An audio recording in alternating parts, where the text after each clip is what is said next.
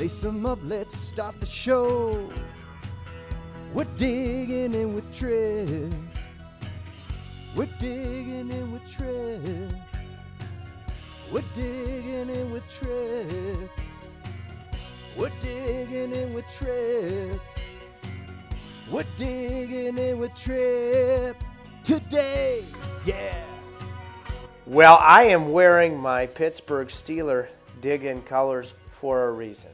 Momentarily, here in Super Bowl week, we are going to grab our shovels and talk about a guy whose shovel has gone to the very epicenter, the core of the earth. Hall of Fame coach, Bill Cowher.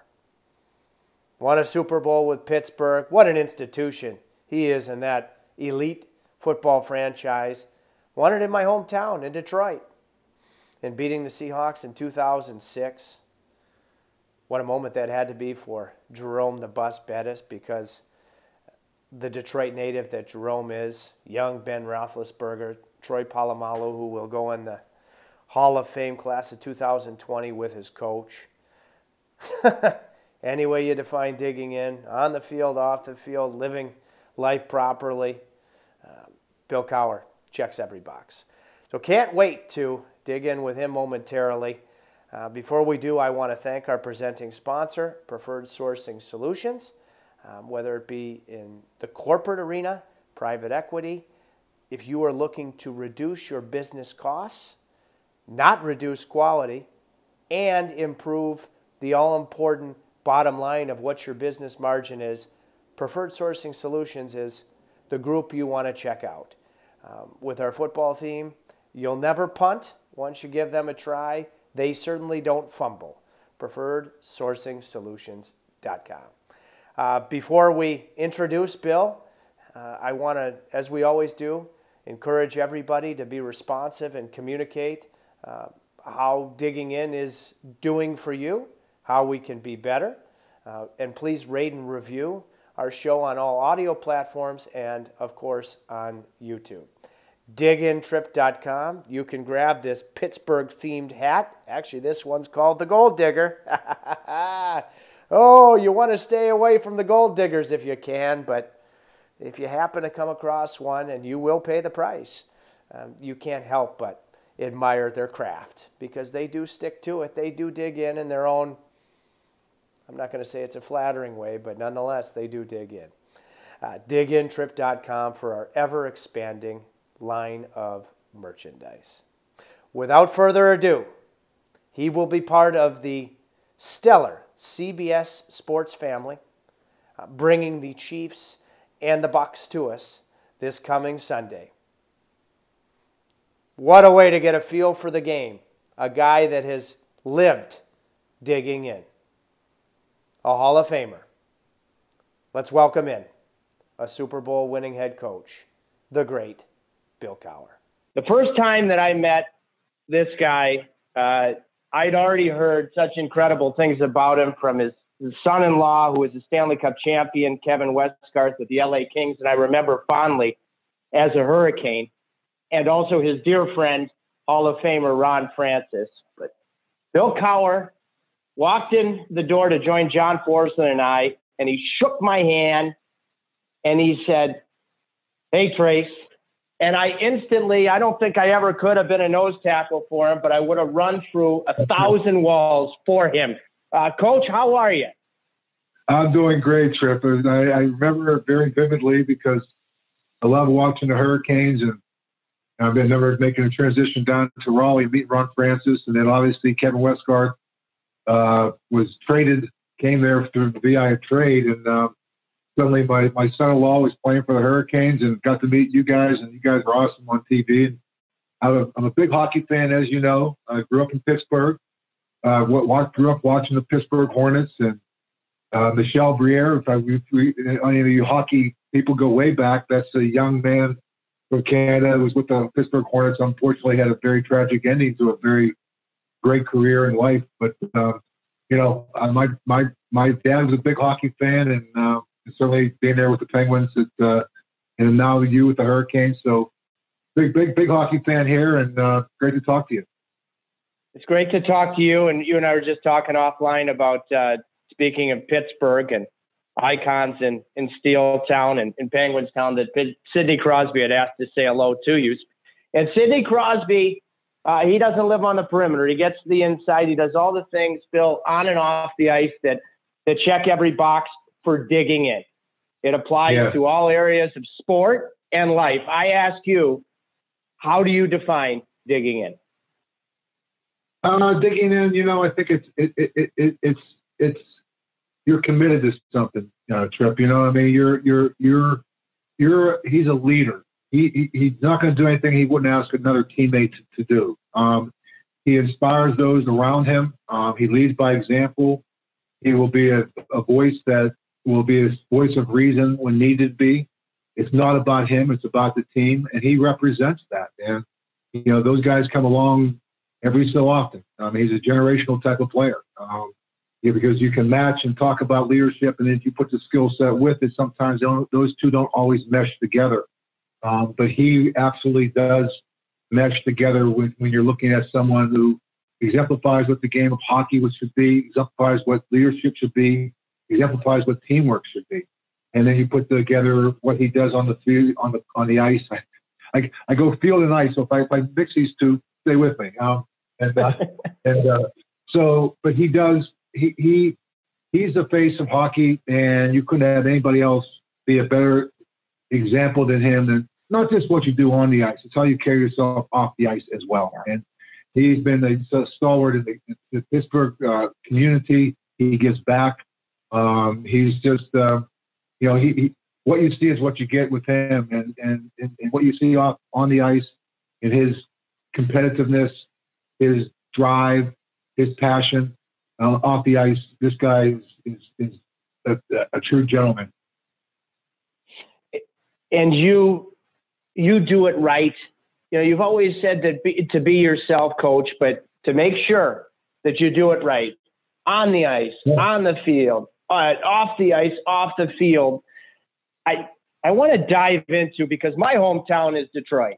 So going into the Super Bowl, I hadn't gotten lucky enough to meet you yet in Detroit in 2006. It was special to me because it's my hometown. I'm an unconditional Lions fan. But Bill, if you could think of, when you look back leading up to that Super Bowl or within the game, in the locker room itself, if there's one moment, since our show is digging in, that jumps out to you, where for your football team, where you were at the fork and you could have gone one way or the other, what would it be? Well, let me just say this: in my whole career, Tripp, I've always been one I've been very reflective. I've never forgot where I came from. I grew up in the suburbs of Pittsburgh, Pennsylvania. I grew up 4 miles from Heinz Field, where I ended up becoming the head coach and leading the Pittsburgh Steelers and succeeding and coming after Chuck Noll, who's an iconic figure in himself. And it was a real thrill for me just to be able to go back to my hometown team and to be able to be a part of hopefully bringing one for the thumb. And when I went to Detroit, that was 10 years after having lost the Super Bowl in Arizona to the Dallas Cowboys. And that was only in my 4th year, thinking, okay, we'll get back here again. And all of a sudden you sit there 10 years later and say, wow, this might be my last chance. And so you sit there and you go to Detroit. I'm a big music lover. I love Motown. And I really do. And that's the very first thing I thought about. I'm in my Motown town. Ironically, I just met Kevin Westgarth for the first time, who's from Amherstburg. And his parents, he's a Detroit Lions guy too. And we introduced about a month earlier, 2 months earlier, my daughter brings Kevin to a game with the Cleveland Browns and meet him for the first time. And so I just remember that game being a combination of a season that we were 7-5 after 12 games. We lost 3 in a row. Everybody kind of wrote us off. And we had to win our last 4 games, become a number 6 seed. Just barely made the playoffs. No 6 seed had ever even gone to a Super Bowl, let alone win it. So when we got to the Super Bowl, it was like we run 3 games on the road. We were kind of road warriors that kind of took that mantra and kind of ran with it. And, you know, they said, well, you're the hometown team and you can pick your colors. You want your home colors. I go, no, I want our away colors. We're going to be the away team. And I told our team we were the underdogs. Now, I think we were favored in that game, but I did not let the facts stand in the way of a good story.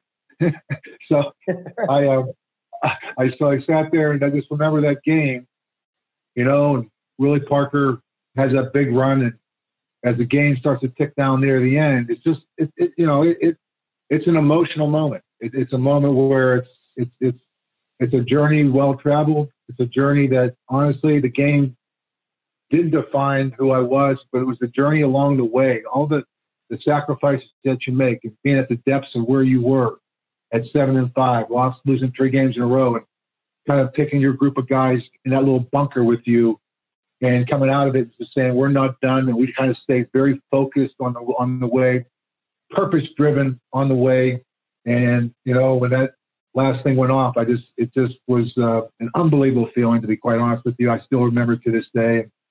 You know, you sit there, get the first down, and here we are in Detroit. And I think I went back there for a Thursday night game a couple of years ago. When I was doing Thursday night football for CBS. I remember walking to that same field thinking, wow, last time I was here, we won a championship. So Detroit brings back very fond memories for me, Tripp. So between Motown music, which I love, the Supremes, the Spinners, Luther Vandross, you can go right down the line, and Temptations and Earth, Wind and Fire. I mean, I can just go down. I'm a big music lover, and to me, Detroit represents a lot of that. And obviously, one of the greatest moments of my career, which was winning the Super Bowl.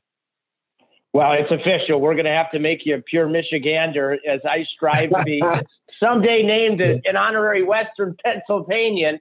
Do you know, it's different in hockey.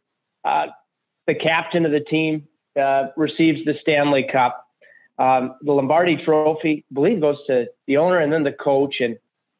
And I've heard you say many times that Dan Rooney, you know, taught you to be a better person. Let me first ask you, Coach, what do you think about when you think about being able to share the elusive Lombardi Trophy with him for the first time?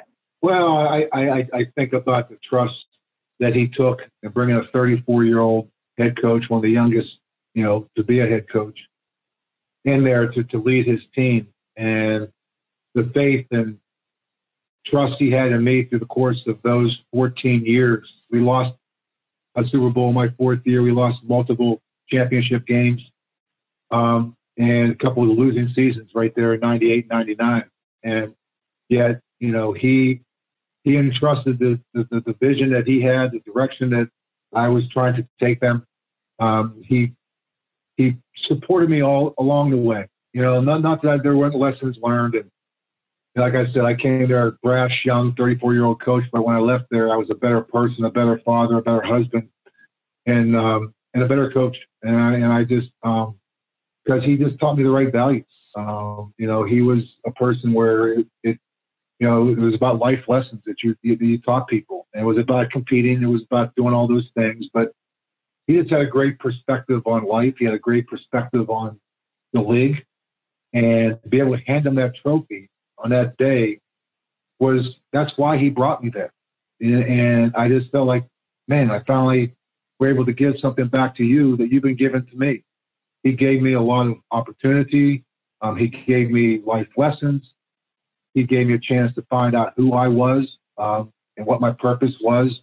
And at the same time, what I needed to give him was something that, you know, it wasn't about the material things, but to hand him a championship to me was very special because he had entrusted so much in me, and that was the very least I could get back to him.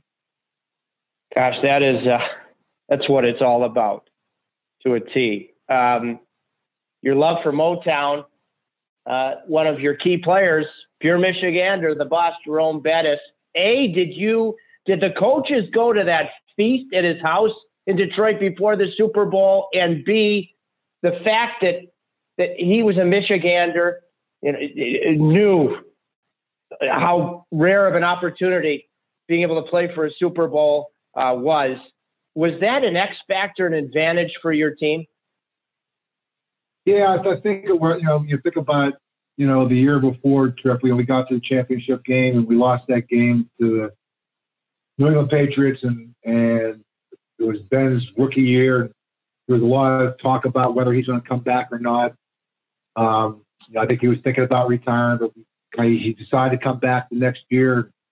He was kind of like a role player for us. It was just so funny because we had Willie Parker that was our starter. Jerome would come in and he would be our closer. He would close down a drive, put him in there at the 2-yard line. He'll get you a couple yards. I think he had as many touchdowns as he had yards that year. But he was the guy in the fourth quarter of a game. He was our closer, and our team. I mean, for a guy who wasn't a starter, he was one of the most biggest influencers we had in the team. He was the leader, and people looked up to him. And we won that AFC Championship game in Denver. The first thing we said, the bus is going home. And there's a lot of things that we do. You're going to see. We got on the plane to go to Detroit for that week.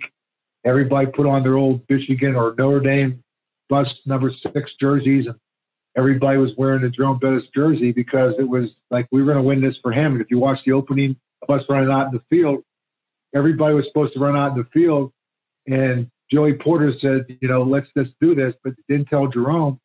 And he ran out in the field, and Joey Porter held everybody else back. And Jerome Bettis ran onto the field by himself to open that game. So, it's just one of those moments where we were driven to get there to win a championship. We understood the journey we had been on and the path that we had taken. But there was also this sidebar with him, and he had players come over that week to his mom's house. No coaches didn't go.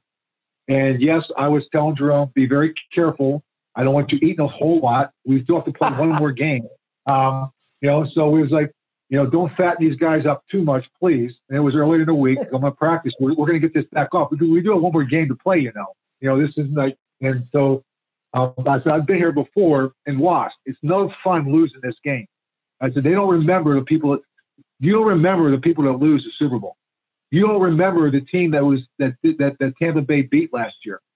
You don't remember the team that loses that last game. And so I've been the team that's lost that last game. And that's a great journey, but it's for naught. And so I just asked them to keep that in perspective. And so through the course of that week, we stayed status quo with everything we were doing. And, I think when it was all said and done, I just remember seeing a picture of Ben with Jerome. And, what he was to us was a mentor. He was a leader. And for me as a coach, he was my voice in the locker room. And so, that's what the great ones are. That's what the Sidney Crosbys are. They're a reflection of what you're trying to create in the locker room, and a reflection of who you want this team to be when I get on the ice and also off the ice. And Jerome was that. And speaking of the voice, for you both as a player and being part of his coaching staff, you've often called the great Marty Schottenheimer as fine and influential of a contributor as there's ever been in the National Football League. When you think about his greatness, whether it's one story that typifies him or just a description of what makes him so uniquely amazing and spectacular, what would you say about Marty Schottenheimer? So glad you brought him up. Thank you for doing that because, I was talking this past weekend on the show and just talking about the mentors you have. The Eric Bieniemys, whose mentor is Andy Reid. Leslie Frazier, whose mentor is Sean McDermott. My mentor was Marty Schottenheimer. I was a reflection of him. And I always remember when I went to Pittsburgh and he gave me a chance to be, I go back, I played for Marty. And I remember one day I went out there and I hurt my hand in practice, didn't miss the practice the next day. I taped it up and he said, you know what, Cowher, you're a tough guy. You're smart. Someday you're going to coach. And I'm thinking, okay, he was a defensive coordinator. I got traded to the Eagles a couple of years later. He became head coach. First thing he did was call me up. All right, you ready to coach? I'm going, okay, well, he says, what are you going to make next year? I said, I'm going to make like $150,000. He goes, this is 1984, and I was special teams captain of the Eagles. He goes, well, if you want to coach, you're going to come here, you're going to make 3 times as less and work 3 times more. I go, okay. He goes, I'll give you $50,000 to be a special teams coach. I said, okay. He goes, let me know by tomorrow. I go, okay. So much for negotiating that. I said, okay. So it was a no-brainer. It really was. I love coaching, and to coach for him was going to be the best thing that ever happened in my life. It was. And I coached for him there 4 years in Cleveland. I went with him to Kansas City. When he went to Kansas City, he let me become a coordinator. I became the head coach in 92 at 34 years old. And the only coach I ever coached under was Marty Schottenheimer. And, I remember he was in Kansas City. We started talking about the third, I guess it was like 95, 96. And he starts saying, hey, so let me ask you about your practices. I'm trying to tweak some things. When did you do your third down package? When did you do your blitz stuff? I go, Coach, I'm still using the same format. And I told him, I said, I went down there, I go, well, we usually do this on Wednesday, do this on Thursday and Friday. He goes, that's great. I'm going to do that. I go, Coach, that's why I'm still doing the same thing I did when I was with you. This is still the same practice structure. He has always was tweaking things to the point where, he came to me and I said, I didn't know anything else. I wasn't tweaking anything. I figured if it was good enough for Marty, it was good enough for me. And for my 15 years I was in Pittsburgh, we practiced the same way. We did meetings the same way, installation the same way, all the things I learned from him. And so it was just so funny when I told him what we were doing. He goes, oh, that's a great idea. Where'd you get that? I'm going, I got that from you. So, that's just the kind of guy he was. He was just a special and is a special man. This applies to his incredible nature. The fact that you were with the Steelers for 15 years, Andy Reid, I believe with Philadelphia before his this distinguishing time in Kansas City, were for 13 years, Bill. I was talking to Rod Brindamore yesterday, and Rod's father-in-law, Eddie Biedenbach, from your time at NC State. And Rod and I were going back and forth. He's a big fan of yours. And when you were coaching with the team for as long as you and Marty and Andy did or are, why should you ever have to, Rod and I talked about this, reinvent your message? Because Rod said, if you believe in your message, then just continue to show that belief. What's your perspective on that? And he wanted me to ask you, because he hopes he's in a place like Carolina for a long time. Do you ever feel a need to reinvent your message, or just stick with what you believe in? I think I think the message is the same. I think the delivery can be different elements of it that you can do. But I always said this, they say, a coach gets old after 10 years. I'm going to say, no, not really. Because honestly, the messaging that you are doing and the players that are still there, they bought in. And the new ones coming along, I think repeated messaging is the way to have sustainability, because you're not constantly chasing something or trying to be someone you're not. You be who you are. And in the course of being there for a period of time, the lineage of players that goes down the line, that messaging becomes now the players are messaging the players. And the players that you're still there, the players that you are building this program around, the Sidney Crosbys, the Stalls, whoever you want to be, they're the ones that will be repeating that message in the locker room. So this is the culture that we have. And this is the expectation, the level, the standard, whatever that may be. That's what you're creating. And when you can have that repeated messaging and being who you are, you will get the right type of players, because they will buy in, because they see what you're building and they want to be a part of who you are and what you're trying to create. So I think the toughest thing you have to be able to do at times is make the tough decision. You have to be able to look at things objectively. You got to be able to look and say, you know what, we need to get young again. We may have to make some tough decisions on players that have been there and sacrificed so much for you over a period of time. It's not a disrespect to them. It's what you were trying to create in terms of bringing that cup or bringing that trophy to your organization. That's what you were brought there to do.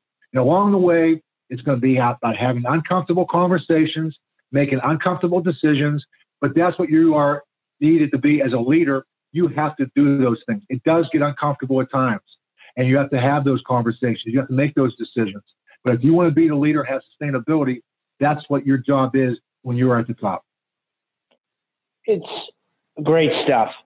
Bill, when you shortly for your tremendous CBS family, you'll be covering the Super Bowl in Tampa, the Bucs and the Chiefs. And Bruce Arians was part of your coaching staff. I believe it was your wide receivers coach when you won in Detroit. Was there a meeting or anything behind the scenes with Bruce back then that you said to yourself, you know, Bruce might be a very fine head coach himself someday? Yeah, you know, well, I got to tell you, Bruce and I go way back, which is very interesting because I'm trying to get I love to talk with Andy Reid because Bruce and I got to know each other when Marty Schottenheimer brought him on in Kansas City. Bruce was a running backs coach, and I was a defensive coordinator and linebacker coach. Bruce had Christian Okoye and Barry Word as his running backs. I had Derek Thomas as my outside linebacker. We used to do a drill called back on backers where we would be pass protection.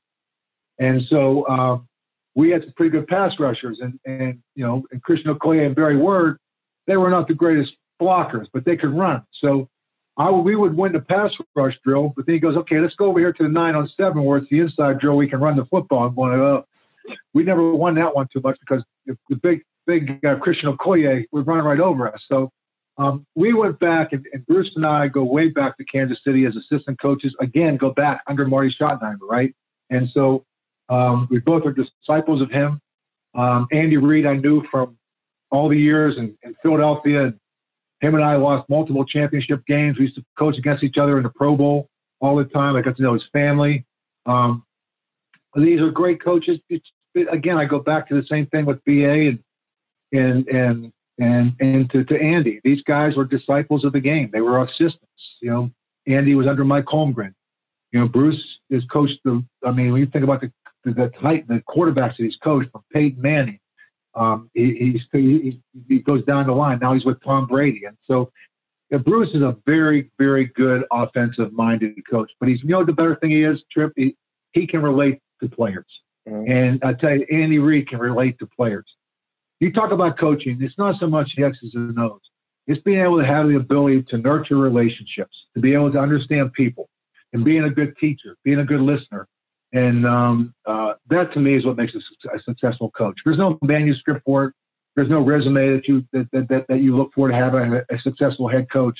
But I'll tell you the elements that you have. If you have them, a teacher, a listener, and embracing those tough decisions, those tough conversations that you have to have. Like in life, trust is everything, and trust doesn't just happen instantaneously. You have to build it. It's got to be real. Bill, when I look at it, now I know that first Super Bowl you didn't win against Dallas. In the fourth quarter, you were gutsy, you know, with that onside kick. And of course, Bruce is known for, you know, no risk it, no biscuit, and really safe as that. Is that something that you just thought of right at that moment? Did you have it in your back pocket? One of the reasons you're a 2020 Hall of Fame inductee is the magic that you always created in special teams. But if you're Andy or you're Bruce, is that something that you're thinking about going in to the game, or is it just something that you make that instantaneous decision? Well, I think listen, you talk about Bruce, what he's willing to do. How about Andy last week or 2 weeks ago, going for it on 4th and 1, the decision he makes. I think, you get into those situations, and, the one thing I've always said is I don't want to try to win a game. Let the players decide the game on the field, but you want to also give the players a chance, right? And so, sometimes you have to be, I know that onside kick we thought was going to be there. Matter of fact, I was thinking about opening up the game with it, but I thought, I really don't gain the possession if I do that. So I knew it was going to be there. But I think a lot of times when you're in a position, and Rod will tell you that, sometimes when do you pull the goalie or not pull the goalie, there's risk involved with every decision you make. And I think that's true with anybody in life. And I've always had this belief, I'd rather risk and fail than never to have risked at all. And so, I'm okay with that. I'd rather take some chances at times and it doesn't work out. But, I don't want to have any regrets. I'd rather have regrets for things I did, not have regrets for things I didn't do. And so I just think these are the things to me that, like, sometimes as a coach, it's pick and choose, understand the consequences of it, and you have to wait for the moment. You got to feel for the moment. I'm not a, you know, I understand analytics, but sometimes I think the biggest thing with analytics, if you're not careful, you can lose a feel for the game. It's not just by situations, it's not by percentages. You know, sports is still by a feel for the game.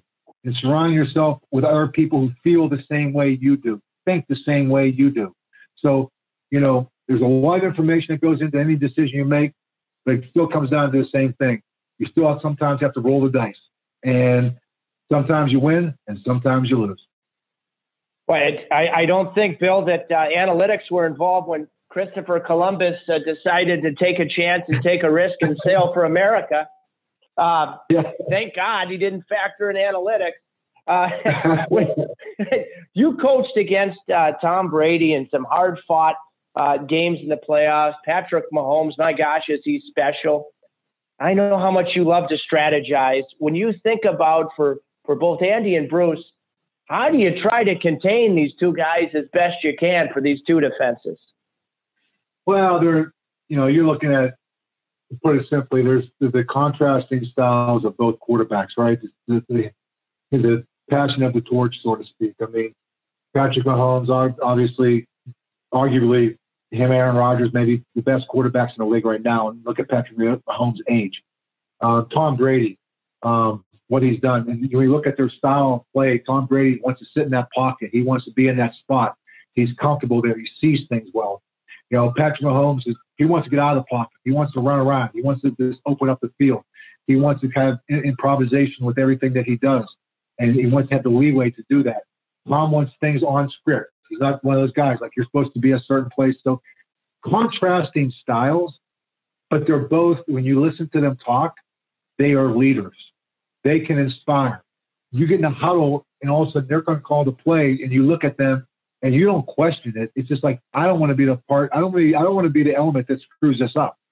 You want to make sure you are where you're supposed to be and understand who they are. So I just think that this game represents, as you talk about it, the passion of the guy who's in his 40s, multiple championships, and a young guy who's now trying to win back-to-back and be where Tom's at. So you're going to see two great legends on the field, one very early on and one in the latter stage of what they're all about.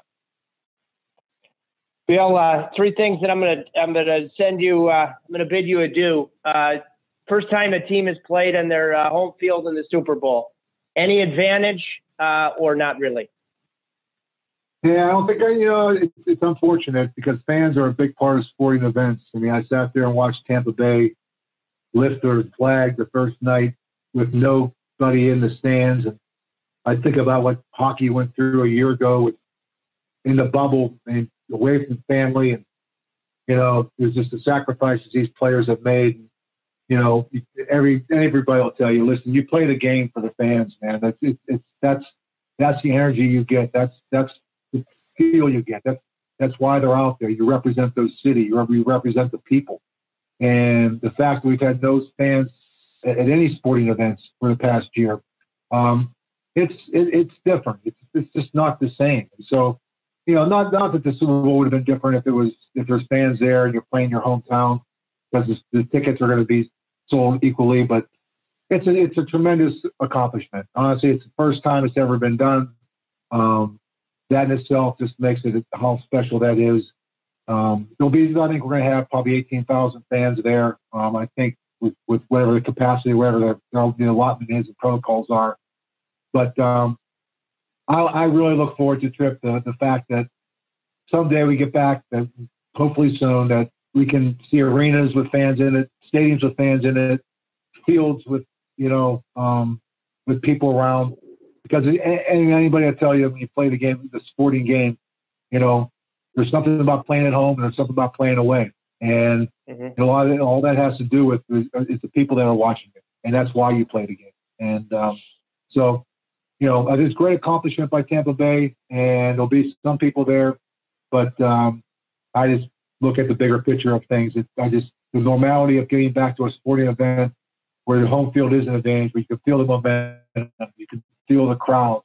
It raises your adrenaline. I mean, there's something about playing in front of your home team, your hometown that's special. Do you, and I cannot wait to turn my channel to CBS and watch your coverage of the Chiefs and the Bucks. Now, Boomer Esiason, he's a big hockey fan, and he's a Ranger fan, but his son-in-law is an Islander, so he's caught in the middle of that. Of course, you're with Kevin Westgarth, with Ron Francis. You have hockey in your blood too. When you guys are in commercial breaks, or maybe going out for dinner when you can in non-COVID times, do you guys talk hockey? Kevin Westgarth, as you talk about, he's the Vice President of Hockey Development and Strategic Collaboration with the National Hockey League. So he's in the league office.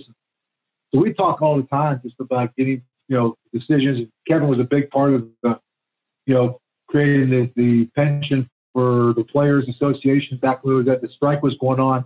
I remember talking to Kevin, like, come on, man, you got to work with the owners. You guys got to work together. So I was trying to speak on behalf of the ownership. He was speaking on behalf of players. Then I bring Ronnie Francis in. I said, talk to Ronnie. He's been both too. Like no, he's on the other side. So, and Rod's the same way. So it's just, hockey players, and Matt Martin, who's Boomer's son-in-law as well. We both got son-in-laws that are in hockey, and Boomer still plays hockey. He still has a team that goes out there on Christmas Day. They do something in some rink they go to, and he's had Kevin come over. I think Matt Martin actually knows Kevin, and that was before they even became son-in-laws. I think Matt was actually the first fight for Kevin in the National Hockey League. So he said, because Kevin said, I got to get my rule going here. You want to fight? So that's back when the enforcers were a part of it. And so, that's one thing I always said about Kevin. Like, he was smart enough to know what his role was on the team. And so, just why I love the guy. He's a gentleman off the field. He's got two wonderful boys. Now we're trying.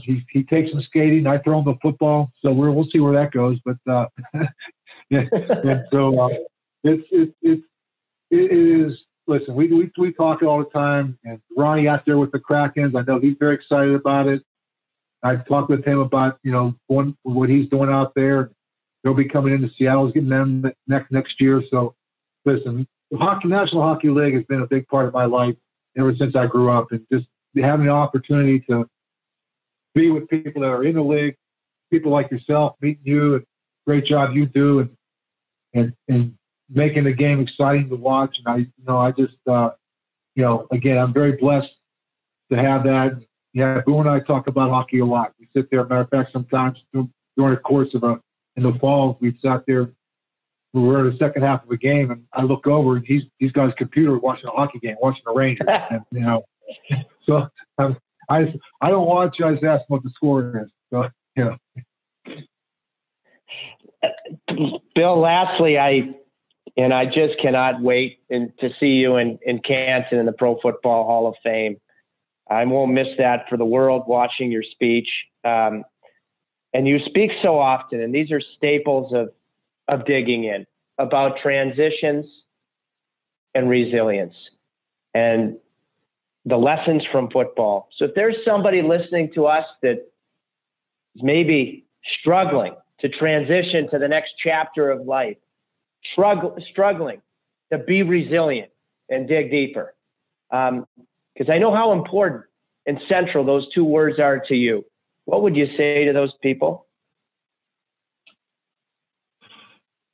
Perspective. Everything in life is about perspective, Tripp. And I think when I think about the Hall of Fame for me, I feel like how blessed I was to be able to have those people that helped me along the way. When I got there, the first thing I thought about when you receive anything like that, you think about, the people that aren't there. My late wife, my parents, and Marty Schottenheimer, Dan Rooney. You think about the people that helped you along the way. Sometimes you're not sure why you are where you are. I believe the good Lord will never give you anything that you can't endure. I think there's lessons to be learned by everything in life. But you have to have perspective and you have to have balance, right? And I have great balance in my life now. I walked away with the game at the age of 49 years old. People think I was like, well, why would you do that? I don't know. Because you know what? Sometimes happiness isn't about yourself. Happiness is about putting yourself in a position where you can give back to others, where you have a chance to maybe you only get one shot at life. And so, embrace it. Embrace where you are. And there's a lesson to be learned from it. And it's not so much what you accomplish, but it's the other people that you touch along the way. It's being able to be influential in a positive way, to gain the wisdom that you have, but more importantly, to share the wisdom that you learn, and to share it with others. And hopefully somewhere along the way that will help someone else have that one little thing that they thought about that, you know what, I am going to get back up. I always said, you're not defined by how many times you get knocked down. You're defined by how many times you continue to get back up. That's what defines who you are. And so, we're all going to have struggles in life. This whole world has gone through this whole COVID era.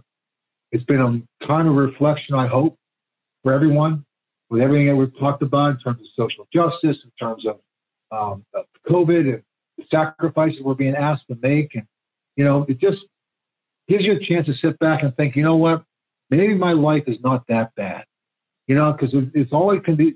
Someone else, it's worse for other people. So just keep things in its proper perspective. I used to always tell the players, you're never as good as you think you are. You're never as bad as they say you are. It's never as good as it seems, but it's never as bad as it appears. So just a matter of life takes you on this roller coaster ride, but there's a reason for it. I'm a big believer in fate. People put you in a certain place at a certain time for a certain reason. And so, for those people that are struggling with anything, you're there because you know what? You were meant to be there, and embrace it. Embrace the journey. Life isn't about a destination. It's about embracing the journey along the way.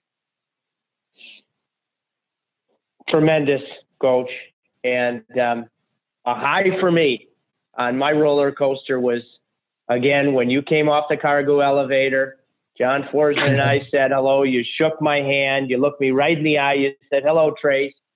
And I would have done anything to play for you. I don't know if I would have helped you win that Lombardi trophy, but I'm so grateful to call you a friend.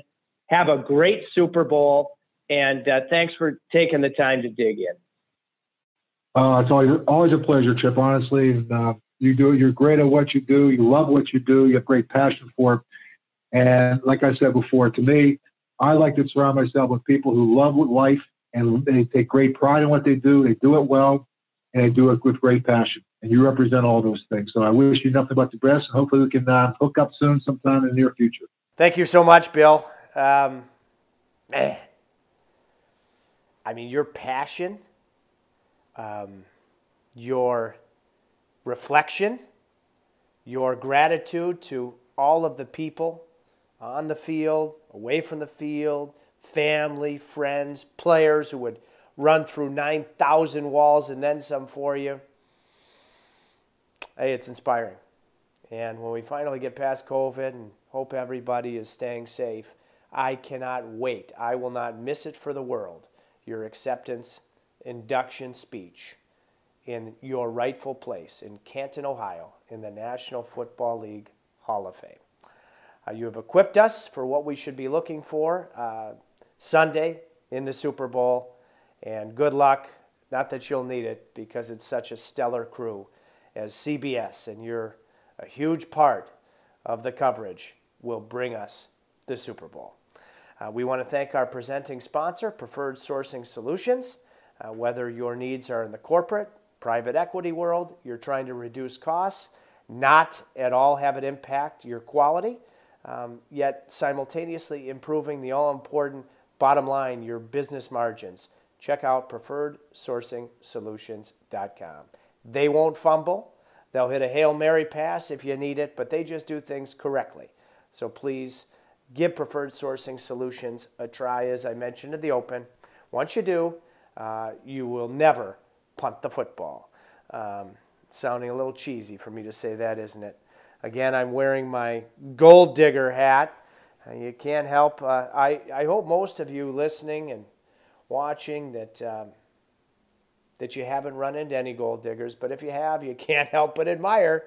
They really are dedicated to their craft. But I wore this, not because of the gold digging name, but because it is Pittsburgh Steeler clad, in gratitude to the reality that my life intersected with Bill Cowher, and I'm very grateful, immensely grateful for that.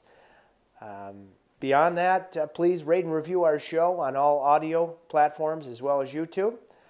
Communicate with us how we can strive to be better. And until the next time, boy, if you didn't get a blueprint of how to dig in properly from Coach Bill Cowher, we might have a problem. Never too late when you look into the mirror to start afresh, day one of digging in unequivocally and absolutely. Until then, enjoy the Super Bowl, stay safe, and we'll talk to you very soon. We're digging in with Tripp today, yeah. Today, yeah. Today, yeah. Today.